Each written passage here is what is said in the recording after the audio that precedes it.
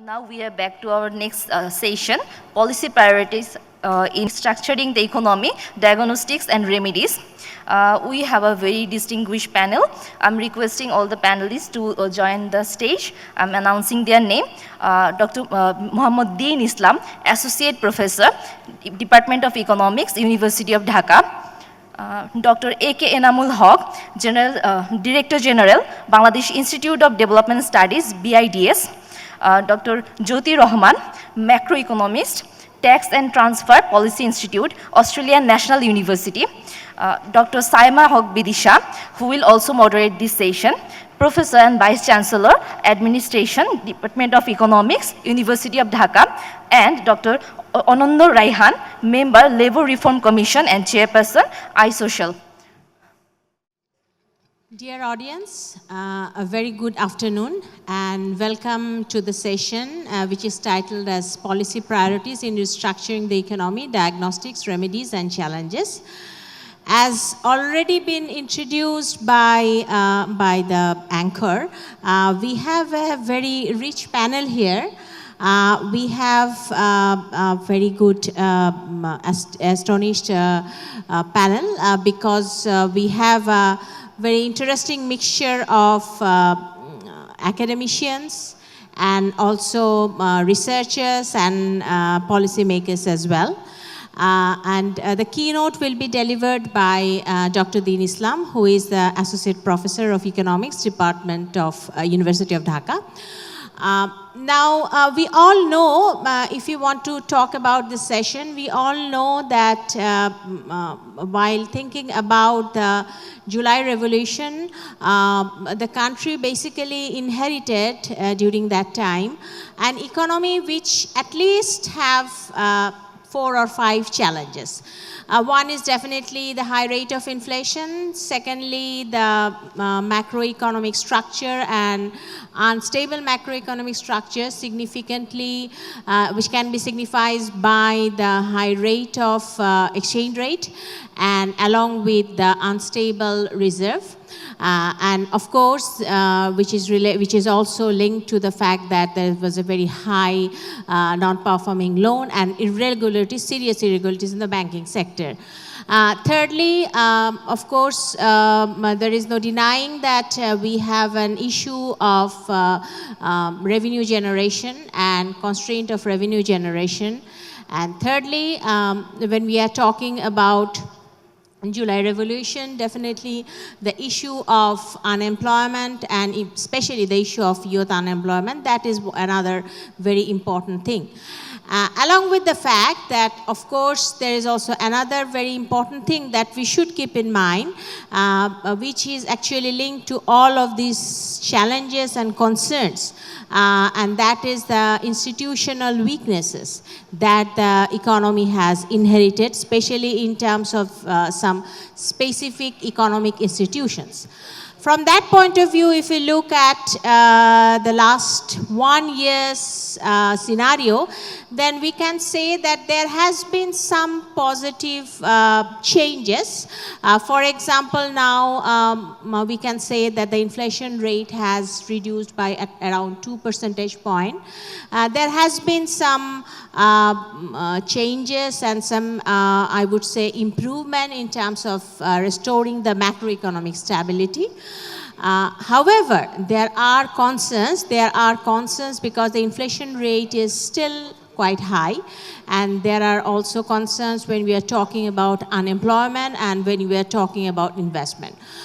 From that point of view, I think the rich panel that we have today, they will be able to focus on a wide range of areas, and now actually this is a time to rethink and reconstruct the policy priorities that we have and to move forward to deal with these challenges. With that note, I would like to request Dr. Deen Islam to present his keynote. Thank you, madam. we have a very excellent panel, so I'll try to finish in 10 minutes. So Bangladesh is now at a crossroad, and we can now actually evaluate our past policies, and we can decide what will be the best course of action in our next future. So Bangladesh has been a poster child for development organizations, development partner, telling the development story of Bangladesh, especially the economic growth. But yet, we have seen the July uprising, which was initiated by protest against job quotas, and then it translated actually broader protest against inequality. So the high growth that we were told actually failed to achieve the social progress in Bangladesh. So the question is, even if we consider the official figure, there are some debates about whether they are correct or not. We have seen about 6% economic growth, GDP growth, but employment growth is below 2%. And even right now, the only reliable source of formal sector employer is the government. We can see different kind of protest against job quotas, even after the July uprising. So what should be done? So the important question is what we can do, how we can restructure our economy so that our growth will be inclusive. We can generate decent jobs, not just the government, but the private sector. Is there any policies, models that can be followed which actually give us the inclusive growth? So there are many development paths, policies, but the one policy that actually progress without plundering or colonizing other economies or countries is the East Asian model or East Asian policies. So I think if Bangladesh from now on try to adopt the East Asian policy, we can make our growth inclusive. So what was the East Asian policies? There are 4 important key fundamentals in East Asian economic policies. The first one is human capital formation. And among the human capital, the most important thing is quality education. The second one is trade liberalization. Third one is investment-led growth. And the fourth one is FDI, foreign direct investment, and its strategic use. So let us now focus how we are doing in these 4 pillars. So we actually achieve almost 100% enrollment, but our quality of education, we focus so much on enrollment that the outcome of the education is still very weak. We don't have any internationally recognized educational outcome measure like PISA, and the result is our education is disconnected with the job that we see in the industry, in the private sector, and there is a disconnect between industry and academia.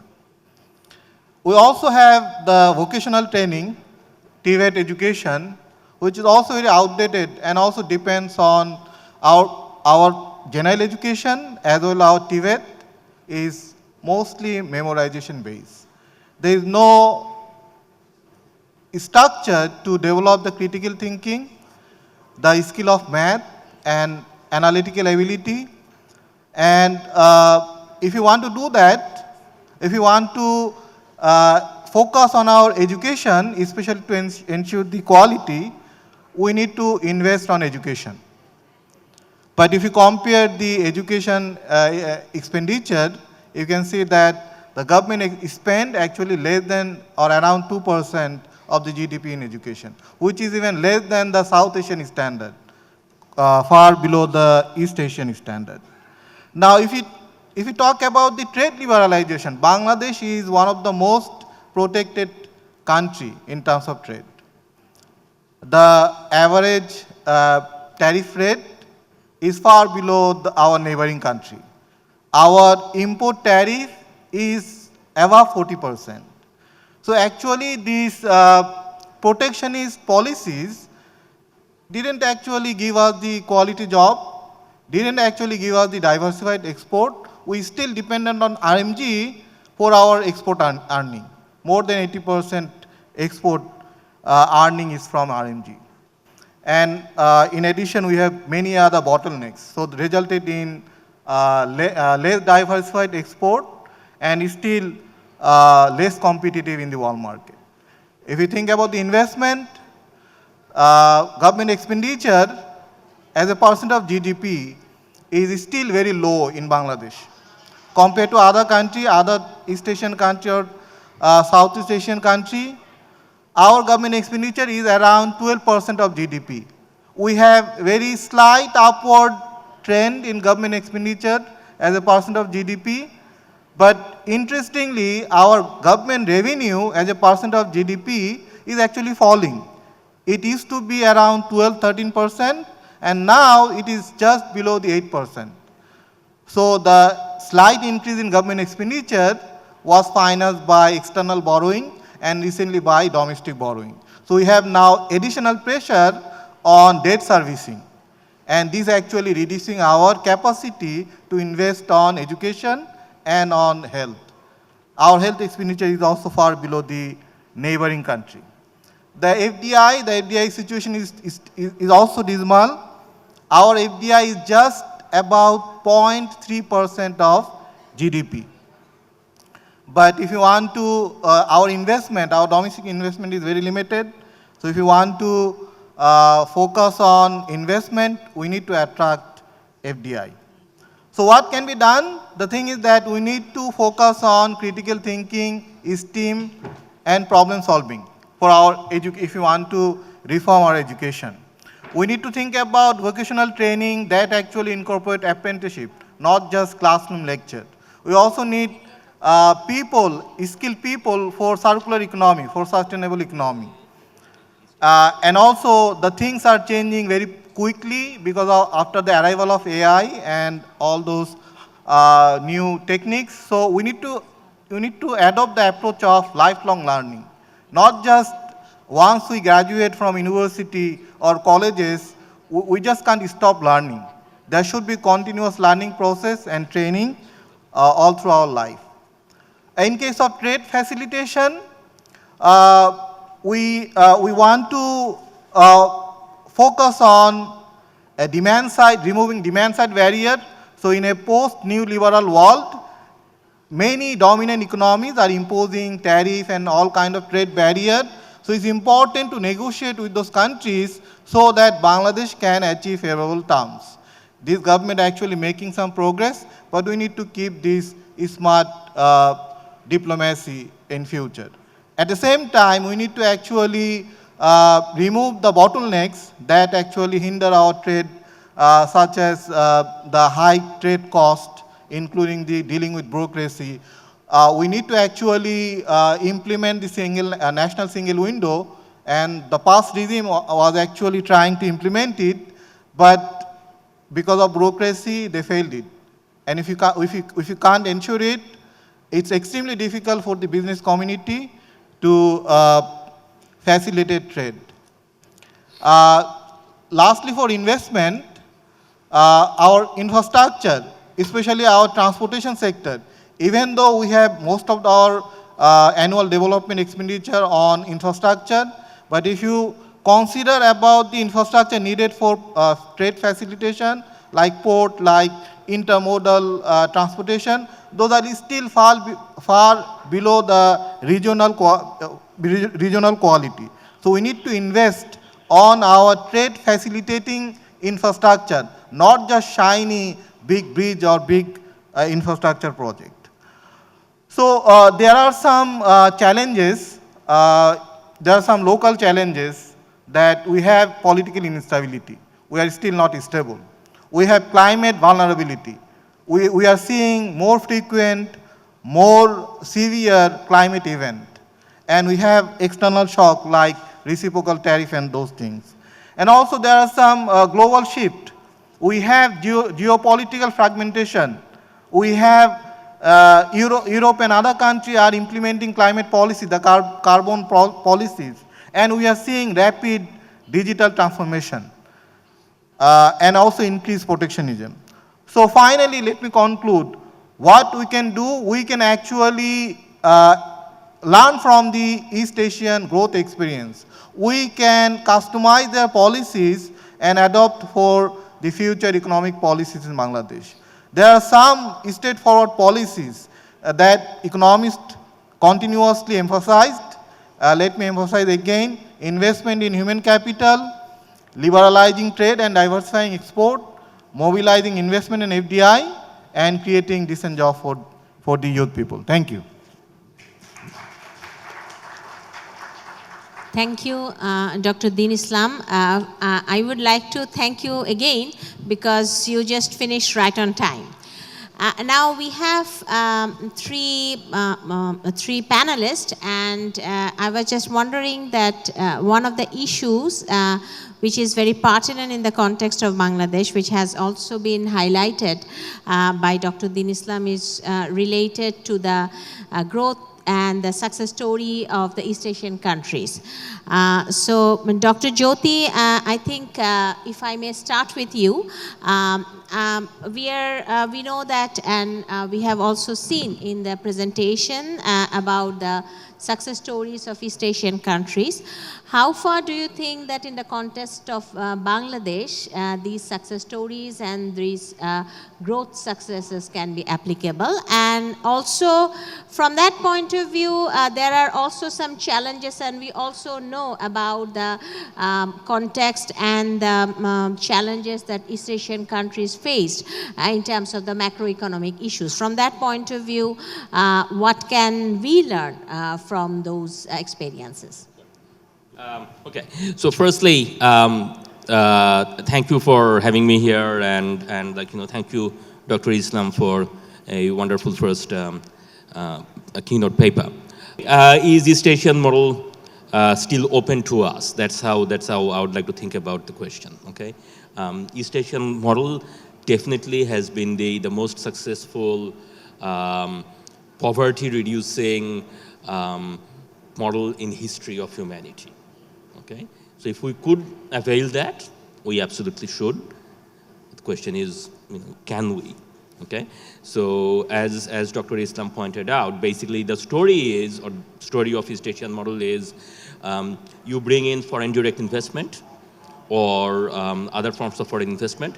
Why do you want that? Because if you're a poor country, you want technology, you want management practices from overseas, from more advanced countries, more advanced companies, and so on. So you want them to come in, set up businesses in your country. You use that, particularly in manufacturing, okay? And you would be, because you're a poor country, you probably don't have the domestic market, so you want to export these things, right? And you want to compete globally, so, and then those things have spillover effects, okay? So today, you might be a middle management for a multinational. Tomorrow, you learn the skills, set up your own business, and so on. So this is basically the East Asian model. If you can do it, if we can do it, we want to do it, right? Question is, can we? And for us, one of the big challenge is obviously human capital, lack of education, as Dr. Islam has pointed out. So from a policy perspective, investment in education and human capital, that's a must. So I take that as given. So I'll take that point. It's a given. We have to do it. Sort of the question is how and so on. I'll come back to that, but it's given. There are a couple of other things that are not so clear-cut to me, at least in the context of 2025 or in the context of the current global environment, the world that we're living in and we're going to live, sort of into, okay? In that context, whether this, how this applies to us, whether it's feasible and so on. So one of these is a question around external balances, okay? So the East Asian development model, basically, in that kind of model, it's an investment-led model, right? So, and a lot of that investment has to come from overseas, right? So FDI by definition. Okay, so we can think of external balance as the savings investment gap, right? So if the investment to GDP ratio is higher than the domestic savings in the country, then we have an external imbalance. And if we want to grow by having heavy investment, whether it's foreign or domestic, that investment, and we don't have enough savings, then we have an external imbalance, external deficit. Alternatively, we have to generate the savings ourselves, right? Now, Bangladesh is not actually, internationally, if we compare with some of our neighboring countries, we're not particularly low savings, okay? At least not until recently.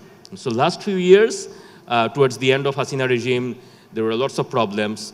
So even if we take that aside, and even if we go back to, say, 10 years ago or something, when things were not so bad, we had high 20s as a share of GDP, like 25, 30% of our incomes were saved. So if we compare that to, say, a country like Pakistan, it's much lower. So we have domestic savings. And yet, we already became a current account deficit country before COVID.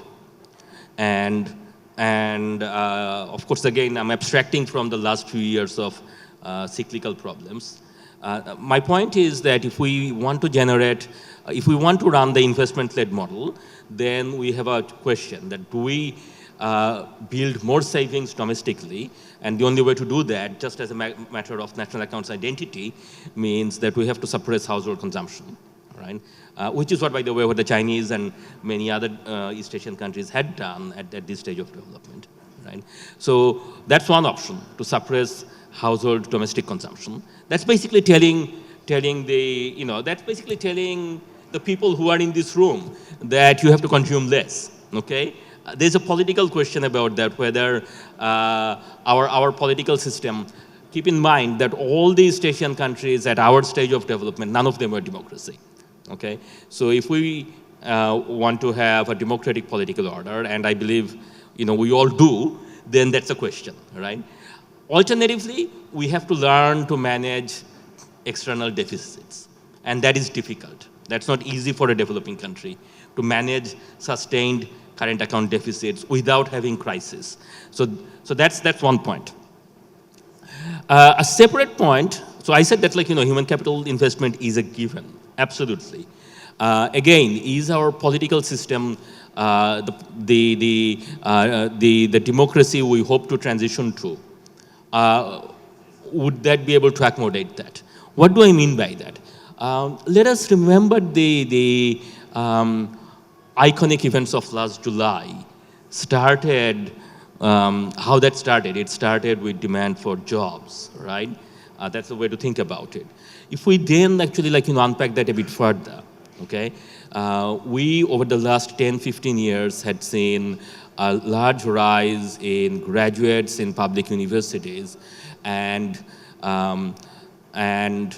rise of aspirational youth. And what is their aspiration? They looked at their predecessors and they saw that people who come out of the public universities get good, prestigious jobs. And I could quote unquote prestigious jobs in public service, that is in our social milieu, right? What we're talking about here in terms of human capital investment, on the other hand, is technical, vocational education and so on. And there is a potentially a mismatch between expectations and what is needed, right? So is our politics able to match that demand and supply? So that's the second point I would make. The third point that I would make, and I'm running out of time, so I'll be very quick on this.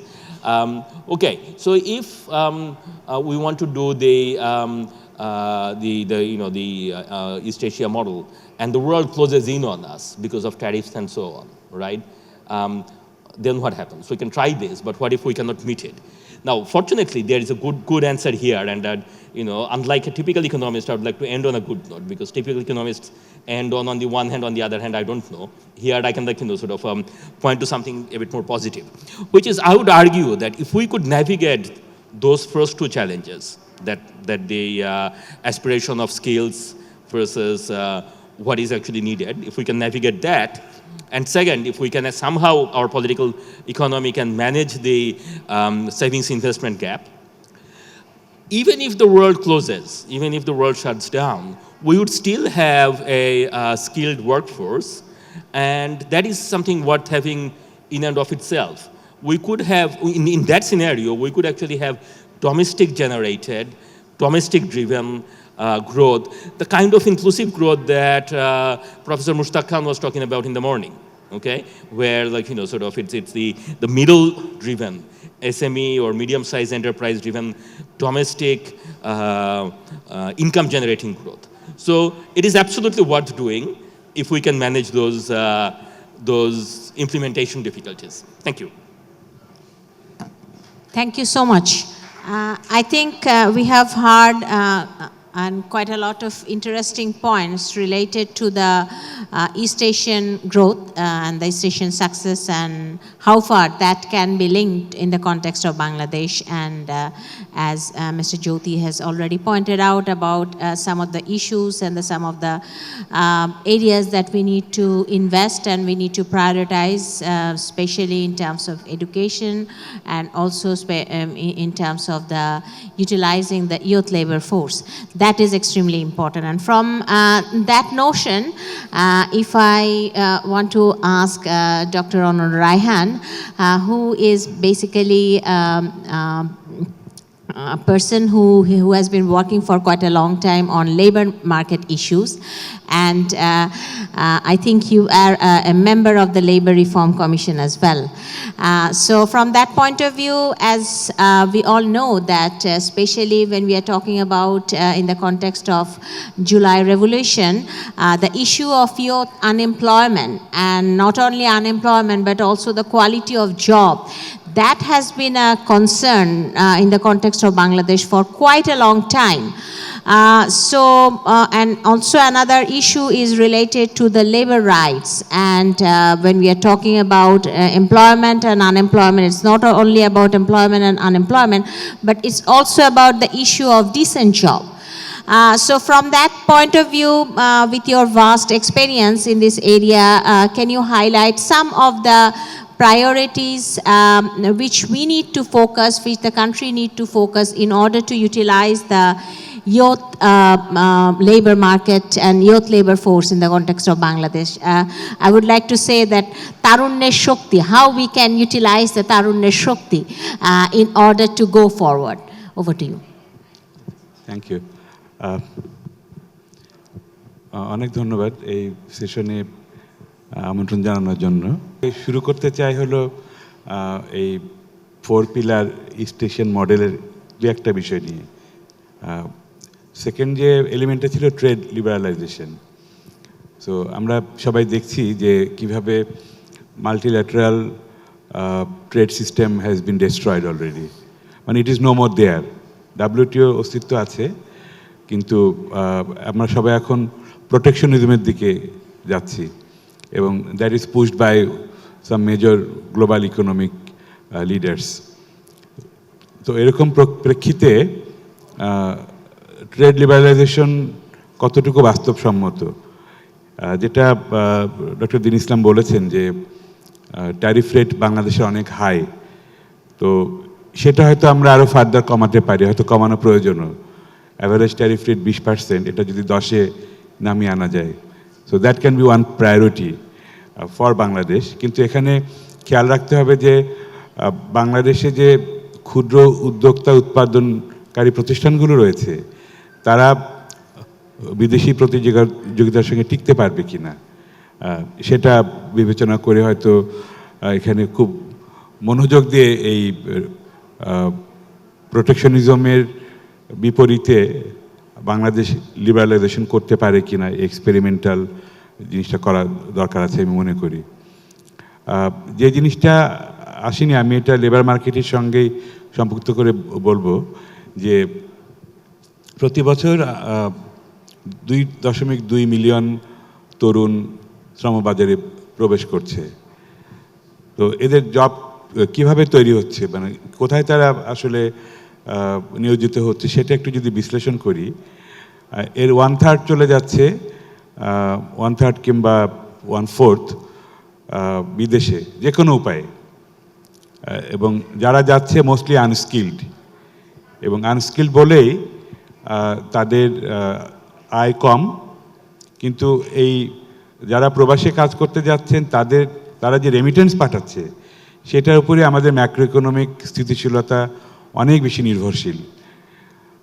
তো সেখানে policy প্রায়োরিটির জায়গাটা যদি আমি বলি যে export oriented goods এক্সপোর্টে যে সমস্ত প্রতিষ্ঠান রয়েছে, বিশেষ করে রেডিমেড গার্মেন্টস সংক্রান্ত যে আমাদের রপ্তানি, গত 30 বছর ধরে যে পরিমাণ আপনার সুযোগ সুবিধা দেওয়া হয়েছে, নানা রকম ইনসেন্টিভ, এমনকি ক্যাশ ইনসেন্টিভও দেওয়া হয়েছে। প্রথমে ছিল 10%, পরে এটা কিছুটা এখন কমেছে, কিন্তু ওই ইনসেন্টিভের বিপরীতে আমরা যে remittance pi, almost without any incentive 80% of that volume of foreign currency we are earning through মানে রেমিটেন্স। তো এখানে পলিসি প্রায়োরিটির জায়গায় যদি বলি যে রেমিটেন্স যারা পাঠাচ্ছে, প্রবাসী শ্রমিক এবং লেবার মাইগ্রেশন যে সেক্টর, সেটার যে প্যারাডাইম শিফটের যে এজেন্ডা করা হয়েছিল সেটাকে একটু পুনর্বিবেচনা করা দরকার, যে কীভাবে আমরা লেবার মাইগ্রেশন সেক্টরের রিস্ট্রাকচারিংয়ের মাধ্যমে কীভাবে আরও বেশি রেমিটেন্স আমরা আনতে পারি, এবং তার সঙ্গে স্কিলেরও সম্পর্ক রয়েছে। সো এটা হলো একটা দিক, যে প্রবাসী যারা যাচ্ছেন তারা আসলে আমাদের এই জব ক্রিয়েশনের প্রেশারটা অনেকটা কমিয়ে দিচ্ছেন, সেটা আমাদের জন্য একটা সুখবর। বাকি যে এমপ্লয়মেন্ট যেটা হচ্ছে সেখানে ম্যাক্সিমাম কিন্তু সেলফ এমপ্লয়মেন্ট, স্ট্রাকচার্ড ইকোনমিক সেক্টরে এমপ্লয়মেন্ট খুবই কম। 84% ওয়ার্কার্স কাজ করে ইনফর্মাল সেক্টরে, হ্যাঁ, অন্যদিকে 86% ইনফর্মাল সেক্টরে কাজ করে, এবং 84% বিজনেসই হচ্ছে ইনফর্মাল। তো এখানে তার মানে কোয়ালিটি এমপ্লয়মেন্ট তৈরি হচ্ছে না, সেখানে করণীয় কি? স্কিলস নিয়ে যথেষ্ট বিনিয়োগ হয়েছে গত 20 বছরে, স্কিলস ডেভেলপমেন্ট অথরিটি তৈরি হয়েছে, নতুন প্রাতিষ্ঠানিক কাঠামো তৈরি হয়েছে, কিন্তু স্কিলস ডেভেলপমেন্টে কিন্তু গুণগত কোনো পরিবর্তন হয় নাই। আমি কয়েকটা যদি তথ্য বলি, যে বাংলাদেশে সরকারি 38টি মন্ত্রণালয় এবং বিভাগ রয়েছে যারা দক্ষতার প্রশিক্ষণ দিয়ে থাকে, এবং এই প্রশিক্ষণ দেওয়াতে যারা প্রশিক্ষণার্থী তাদেরকে ভাতা দেয়া হয়ে থাকে। আমি বলবো এটা একটা বিরাট মোরাল হ্যাজার্ড প্রবলেম। প্রশিক্ষণ নেওয়ার তাগিদটা হচ্ছে ভালো জব, ভালো বেতন পাওয়ার। সেখানে যদি আমি এখানে ডিসপেন্সিং অফ মানে চ্যারিটি এই মোডে চলতে থাকি, that probably will not work, it didn't work actually. তো আমি মনে করি যে প্রশিক্ষণ খাতকে শক্তিশালী করতে গেলে এখানে প্রাইভেট সেক্টরে ইনসেন্টিভ দিতে হবে। Strong private sector can create good skills and good jobs, এবং আমরা তার এক্সাম্পলও দেখেছি, যেখানে বিকেএমএ, বিজিএমএ সহ আরও কিছু ফার্মাসিউটিক্যাল অ্যাসোসিয়েশন তারা যখন বিনিয়োগ করেছে স্কিলস ডেভেলপমেন্টে, যেহেতু এডুকেশন সিস্টেম আমাদেরকে ভালো স্কিল জনশক্তি দিতে পারছে না, সেখানে প্রাইভেট সেক্টর যেখানে যেখানে এগিয়ে এসছে সেখানে কিন্তু ভালো সুফল পাওয়া গেছে। তো হোয়াই নট এক্সপোর্ট ডাইভার্সিফিকেশনের কথাই বলি, কিংবা অন্যান্য খাতের যে অংশীদারিত্ব জিডিপিতে সে কথা বলি, আমার কাছে মনে হয়েছে যে private sector led skills development sector গড়ে তোলা দরকার। এই প্রশিক্ষণ ভাতার নামে যে পরিমাণ দুর্নীতি আমরা গত 1.5 দশক দেখেছি, এটা আপনারা অনেকের সঙ্গে সম্পৃক্ত থাকতে পারেন এই যখন এগুলো ঘটেছে। তো আমার মনে হয় যে এটা এই যে লিকেজ হয়েছে রিসোর্সের এটা স্টপ করা দরকার। জব ক্রিয়েশনের সাথে এই যে সেলফ এমপ্লয়মেন্টের যে কথাটা বলছিলাম, এখানে একটু আমি আলোকপাত করতে চাই।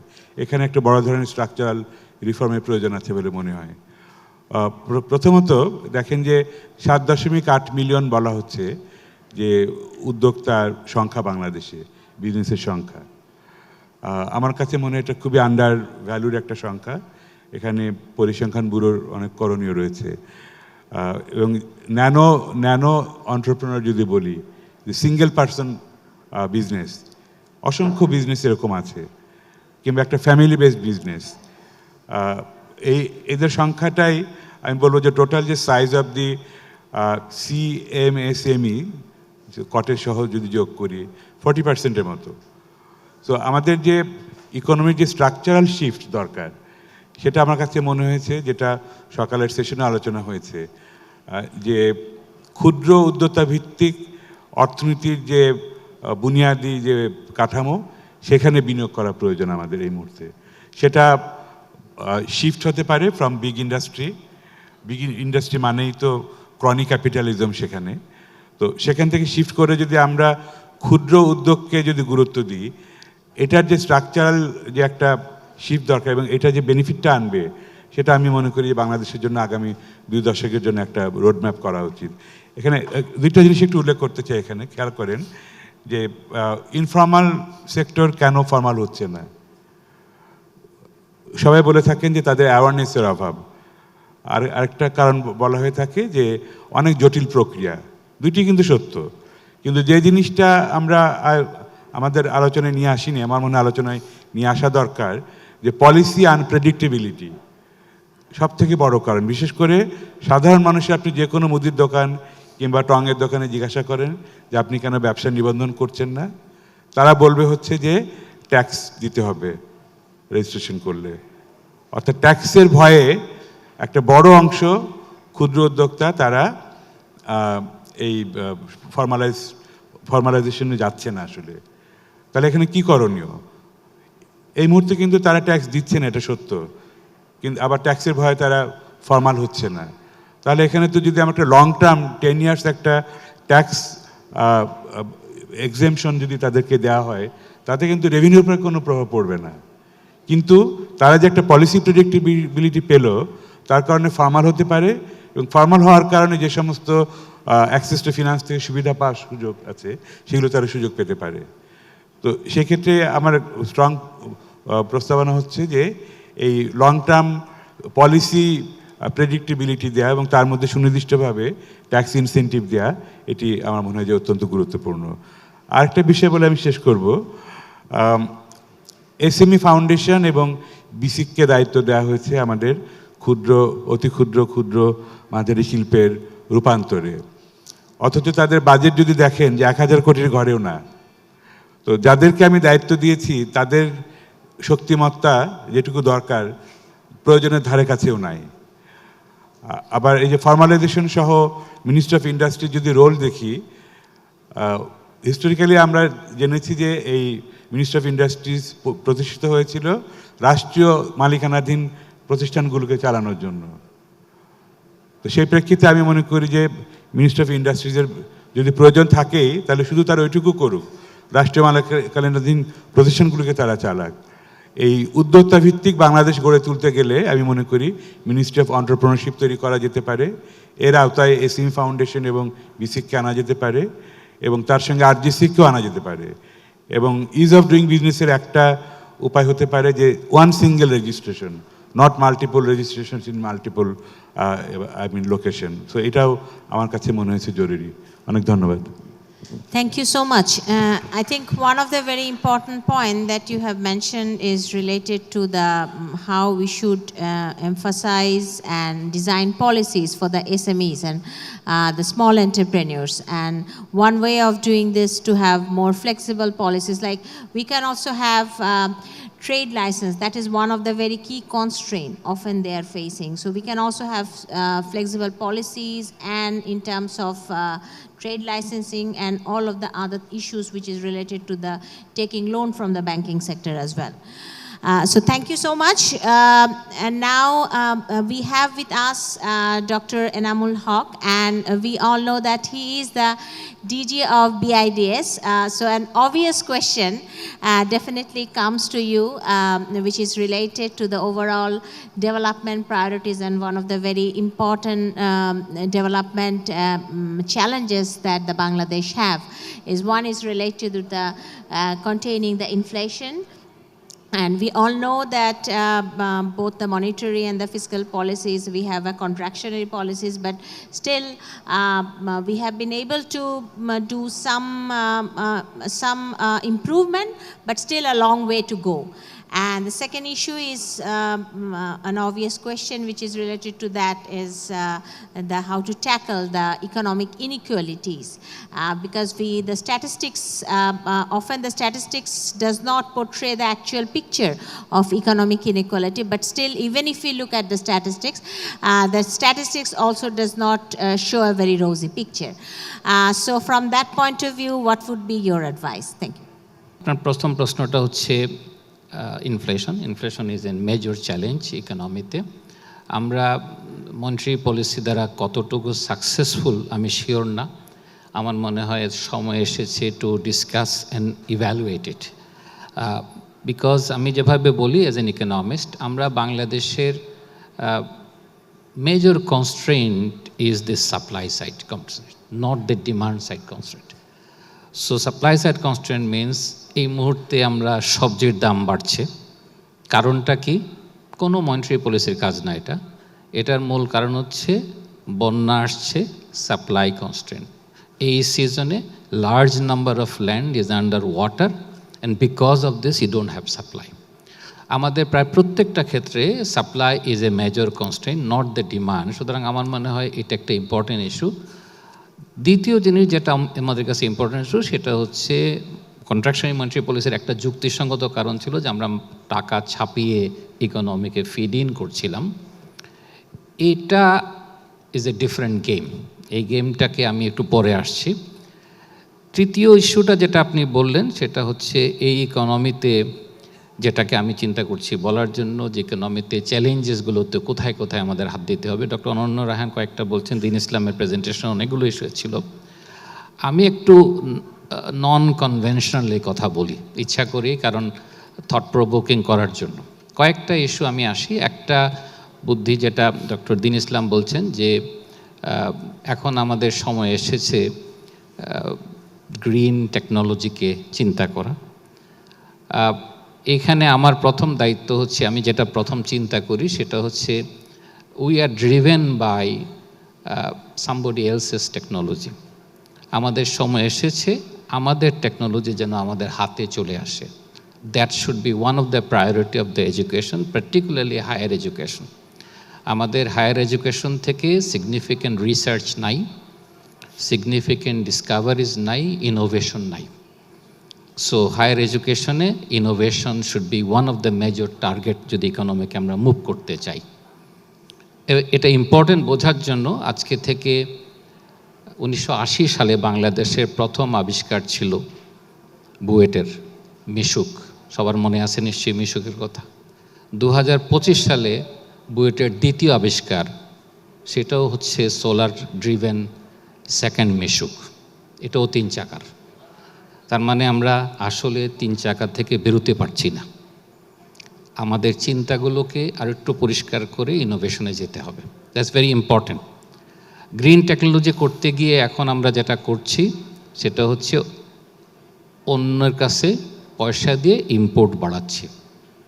এর সাথে এক্সপোর্ট কতটা রিলেটেড, এটা আমার কোয়েশ্চন অ্যাজ এন ইকোনমিস্ট। কারণ আমাদের লার্জেস্ট গ্রিন ইন্ডাস্ট্রি গার্মেন্টস ইন্ডাস্ট্রিতে বাংলাদেশে পৃথিবীতে থাকা সত্ত্বেও যদি খেয়াল করি, এটার মাধ্যমে আমাদের এক্সপোর্ট বেড়েছে নাকি আমাদের এই পুরো ইন্ডাস্ট্রি মানি লন্ডারিং পথে সহায়তা করছে? এগুলো ইম্পর্টেন্ট কোয়েশ্চনস আমাদের দেশের ইকোনমিতে। কারণ এটা একটা ভালো স্ট্র্যাটেজি যে আমি বহু দামি জিনিস আনবো বেসিক্যালি, আর এর ফাঁকে দিয়ে আমি দেশ থেকে টাকা পাঠিয়ে দেবো। So money laundering is an issue, আমি এটাকে রেজ করছি। বরং আমার ন্যাশনাল সার্টিফিকেশন ব্যবস্থা রাখা উচিত। সো আমি মনে করছি ইকোনমিতে চ্যালেঞ্জ মিট করার জন্য গ্রিন টেকনোলজিকে বলেন, ন্যাশনাল সার্টিফিকেশন স্ট্র্যাটেজি আনা উচিত, এটা ভেরি ইম্পর্টেন্ট।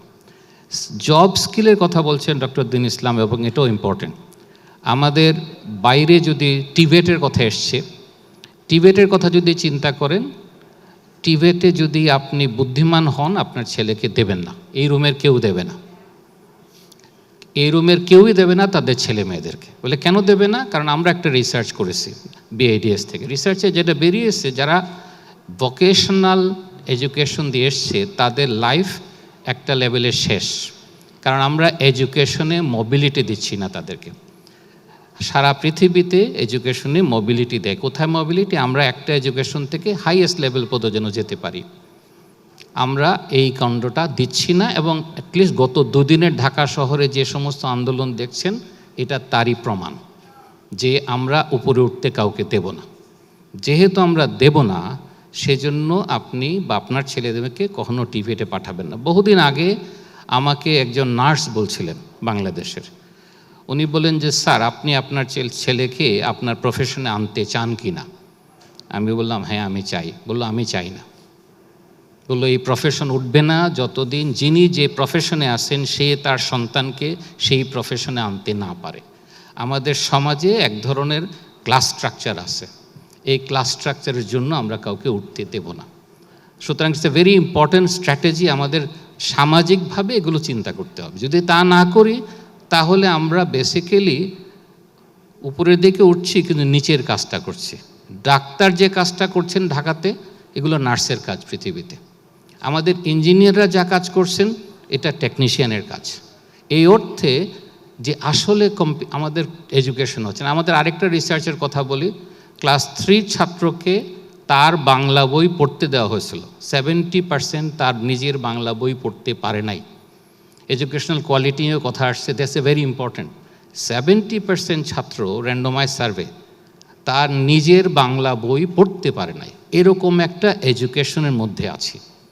তার উপরে আমাদের দেশের যে চাপ, সেটাও আসছে অনন্য রায়হান এবং ডক্টর দীন ইসলামের বক্তব্যে। সেটা হচ্ছে 2.2 মিলিয়ন নিউ জব সিকার্স বাজারে প্রত্যেক দিন ঢুকছে। দেশের ক্ষমতা কতটুকু? হাইয়েস্ট ক্ষমতা হচ্ছে বছরে 1 মিলিয়ন জব তৈরি করার। এখন পর্যন্ত অল রেকর্ড বলে বাংলাদেশে বছরে 1 মিলিয়ন জব তৈরি হয়। 1 মিলিয়ন জব তৈরি করার থেকে আপনি যদি মনে করেন 2.2 মিলিয়ন, আমার কাছে মনে হচ্ছে এটা 2.2 মিলিয়ন না, এটা 4.2 মিলিয়ন। কেন বলছি? কারণ 2.2 মিলিয়ন হচ্ছে নতুন জব, আর বাকি 2 মিলিয়ন এগ্রিকালচার থেকে সরে আসতেছে। ডু নট ফরগেট, এগ্রিকালচার ছোট হচ্ছে দিনে দিনে, এবং এগ্রিকালচার ছোট হলে সেখান থেকে মাইগ্রেশন পিপুল আউট হবে এবং তারা জব মার্কেটে ঢুকবে। 4.2 মিলিয়ন জব যেখানে দরকার, সেখানে what is the economic Outlook? এবার আসি ইকোনমিক আউটলুকে। এখনকার ইকোনমিক আউটলুক কি বলছে? গত পরশু দিনের আল জাজিরার মন্তব্য, 2030 সালে 70% of the current job market will be gone. আপনি বলছেন টিবেট করাবেন, টেকনিশিয়ান করাবেন, অধিকাংশ টেকনিশিয়ান তাদের জব ছেড়ে দেবে, কারণ এআই টেকনোলজি নিয়ে নিচ্ছে। সো আমাদেরকে ভিন্নভাবে চিন্তা করতে হবে। আমরা যদি এখন মনে করি ইনভেস্টমেন্ট বাংলাদেশে আসবো, তাহলে আমাদের নিজেদের রাজনৈতিক এবং সামাজিক কালচার পরিষ্কার করতে হবে যে আমরা কিভাবে করব। সবাই সব জায়গায় আসবে না, আমাদের ম্যাক্সিমাম যে জায়গা দরকার। আমি আরেকটা এক্সাম্পল দিলে বুঝতে পারবেন। 2014 এবং 2022-এর মধ্যে গার্মেন্টস ইন্ডাস্ট্রির প্রোডাকশন গ্রোথ হয়েছে মোর দেন 100%। যদি আমি গার্মেন্টস এক্সপোর্টের টোটাল প্রোডাকশন গ্রোথ দেখি, মোর দেন 100%। জবে গ্রোথ কত হয়েছে গার্মেন্টস ইন্ডাস্ট্রিতে? 1%। তার মানে বুঝতে পাচ্ছেন 100% production growth, double the production হওয়া সত্ত্বেও জব মার্কেটে মাত্র 1% গ্রোথ হচ্ছে। তাহলে জব মার্কেটে গ্রোথ ইজ ভেরি স্লো, যেটাকে জবলেস গ্রোথ বলে আমরা বলছিলাম, দ্যাট ইজ এ ফ্যাক্ট। এগুলো স্ট্যাটিস্টিক্সে উঠে আসছে। আমি আরেকটা স্ট্যাটিস্টিক দিই। নতুন ইকোনমিক সেন্সাস 2013 পরে 2022-এ গত 2 সপ্তাহ বা 3 সপ্তাহ আগে পাবলিশড হয়েছে। কি বলছে? স্মল স্কেল ইন্ডাস্ট্রি নাই হয়ে যাচ্ছে। কি বলছে? মিডিয়াম ইন্ডাস্ট্রি নাই হয়ে যাচ্ছে। বৈষম্য বাড়ছে কিন্তু, কারণ নিচের দিকে কটেজে যাচ্ছে, বাড়িতে যাচ্ছে, আরেক দিকে হচ্ছে উপরের দিকে বিশাল। আমি 2014 সালের স্ট্যাটিস্টিক্সে দেখছি 1000, 250, 300 কর্মচারীর গার্মেন্টস ইন্ডাস্ট্রি ছিল, এই মুহূর্তে 1,000 তো প্রশ্নই ওঠে না, 5,000-এর নিচে গার্মেন্টস ইন্ডাস্ট্রি সার্ভাইভ করছে না। আমরা যেভাবে technology, this are the facts of the country, এবং সেভাবে চিন্তা করলে আমাদের নতুন চিন্তা করতে হবে। আমি প্যানেলরা যেটা বলছেন তার সাথে একমত, বাট কোথাও কোথাও দ্বিমত পোষণ করছি। কোথায় দ্বিমত পোষণ করছি? ইস্ট এশিয়ার এক্সাম্পল চলবে না। ইস্ট এশিয়া যে সময়ে যেভাবে করতে পেরেছে, এই সময়ে এটা চলবে না। বরং আমাদের চিন্তা করা উচিত নিউ ডাইমেনশনস। আমাদের দ্বিতীয় প্রবলেম, যেটা ডক্টর অনন্য রেহান বলছেন, সেটা খুব ইম্পর্টেন্ট। সেটা হচ্ছে গ্লোবাল ইকোনমি ছোট হয়ে আসতেছে, কন্ট্রাকশন হয়ে যাচ্ছে। কোন global economy? Western economic growth is very slow.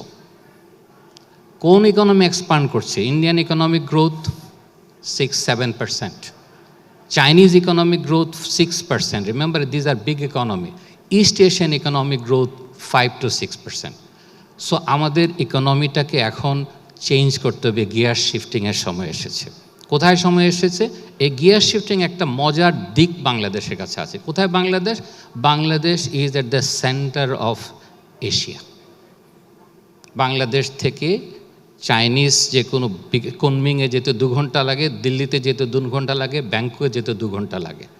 এরকম সেন্ট্রাল ইকোনমি খুব কম জায়গায় আছে। So come up with a new strategy. বহুদিন আগে আমরা একটা রিসার্চে বলেছিলাম যে Bangladesh should look for service সেক্টরে, গ্লোবাল সার্ভিস সেক্টরের হাব হিসাবে হাব ইকোনমি চিন্তা করা। এই গ্লোবাল হাব ইকোনমি চিন্তা করা। দ্বিতীয়টা হচ্ছে গ্লোবাল নেটিজেন ইকোনমিকে চিন্তা করা। সো দুটো ইকোনমি আমি বাংলাদেশের এই আপনাদের মাথায় দিতে চাচ্ছি। সেটা হচ্ছে, একটা হচ্ছে নেটিজেন বেসড ইকোনমি, এখানে বসে সারা পৃথিবীতে সাপ্লাই দেবে, সেরকম ইকোনমি। আমাদের ফেইলিওরটা কোথায়? যেটা সবচেয়ে মজার ফেলিওর, আমি যখন শ্বেতপত্র কমিটিতে ছিলাম তখন আমরা পেয়েছি। রাজশাহীতে গেছি, রাজশাহী গ্রুপরা বলছে বিশাল বিশাল বিল্ডিং হচ্ছে, কিন্তু আইটি সেক্টরের কোনো ইনভেস্টমেন্ট নাই। সিলেটে গেছি, বলছে স্যার হাওরের মাঝখানে বিশাল বিল্ডিং করে বসে আছে। রিমেম্বার, নেটিজেন ইকোনমিতে বিল্ডিং ইজ নট ইম্পর্টেন্ট। আপনি যদি ইন্টারনেট স্পিড তৈরি করতে না পারেন, নেটিজেন ইকোনমি কাজ করবে না। আমার ছেলে গুগলে কাজ করতে এক সময়, ঢাকা এসে কাজ করতে গিয়ে সে প্রথম যেটা বলল যে এখান থেকে কাজ করা যাচ্ছে না, এত কম স্পিডে কিছু হয় না। He went back. সুতরাং মাথায় রাখতে হবে, নেটিজেন ইকোনমি তৈরি করার জন্য সিগনিফিক্যান্ট ইনফ্রাস্ট্রাকচার চেঞ্জ আনতে হবে, সেটা করতে হবে। সেটা না হলে ওই ইকোনমি আসবে না। এবং এই ইকোনমিতে বাংলাদেশের বিশাল অ্যাডভান্টেজ। এই অঞ্চলে যদি গ্লোবাল ওয়ার্ল্ড চিন্তা করেন, নেটিজেন ইকোনমিতে, বিশেষ করে ইন্টারনেট বেসড ইকোনমিতে বাংলাদেশে একটা অ্যাডভান্টেজ আছে। স্পষ্ট ভাষা যদি বলি, সেটা হচ্ছে গ্লোবাল ওয়ার্ল্ড যে ম্যান পাওয়ার চাচ্ছে, কম্পিউটিং স্পেশালিস্ট চাচ্ছে, সেই জায়গায় বাংলাদেশ, ইন্ডিয়া এবং Pakistan, these are the major contributor. এই মুহূর্তে চায়নাকে কেউ সহ্য করতে পারছে না, গ্লোবাল ওয়েস্টার্ন ইকোনমি তারা নিতে চাচ্ছে না, সাহস করছে না, রাশিয়াকে সাহস করছে না। সুতরাং that is an advantage, but যেটাকে আমি চিন্তা করতে বলছি। সব শেষে আরেকটা কথা, সেটা হচ্ছে হাব ইকোনমির কথা বলছি। হাব ইকোনমি মানে হচ্ছে সার্ভিস সেক্টর ইকোনমি। কি সার্ভিস সেক্টর? গ্লোবাল যত ইকোনমি, এশিয়া ইন্টিগ্রেটেড হচ্ছে, এশিয়ান ইকোনমিক বড় হচ্ছে, এশিয়াতে সার্ভিস ডিমান্ড বাড়ছে। এই সার্ভিসটা এতদিন সিঙ্গাপুর দিয়ে আসছে, বাট সিঙ্গাপুর থেকে ইকোনমিগুলো দূরে সরে যাচ্ছে। We should create Dhaka as a global infrastructure and air hub. যদি তাই হয়, this will be much better strategy. Thank you very much. Thank you so much. Basically, the discussion can go on and on because there are so many interesting issues and ideas that has been shared. We are basically at the end of the session, and let me thank the speaker as well as the distinguished panelist.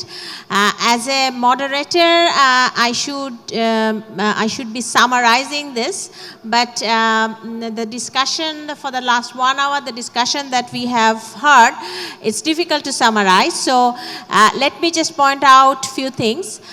First of all, and I think it's very important that it has it has been shared by everyone that it's extremely important to deal with the key challenge of unemployment, and it's important that the job creation and the growth should be associated with job creation. And for that matter, small changes in the policies that can actually help the economy quite a lot. And in this context, emphasizing on the SME-based industrialization, that should be a key strategy for generating employment. The second point, the very important point, that is related to the investment. And it has been touched upon the speakers that when we are talking about the Bangladesh, that the issue is related to the cost of doing business. So until and unless we can reduce the cost of doing business, it will be very difficult for us to actually accelerate the investment process. The third point I would like to highlight, which hasn't been talked or emphasized much, that is related to the revenue generation. And from that point of view, I think it's very important that we need to actually focus on direct revenue generation and direct taxation, and we have to have new strategies and new ideas. And all of the speakers have actually echoed the point that we need to actually think out of the box. And the final point, I think, which is very important, it's that we need to ensure and we need to remove the financial and different institutional irregularities that we have. The extreme form of irregularities that we have seen in different sectors, different institutions, that needs to be tackled. Until and unless we can tackle that, it will be very difficult for us to achieve high growth with redistribution. And from that point of view, I think some reforms has already been initiated, and we are hopeful that this reform process will bring fruit for quality, for a growth which is actually based on the quality and redistribution. And let's hope for that. Thank you so much.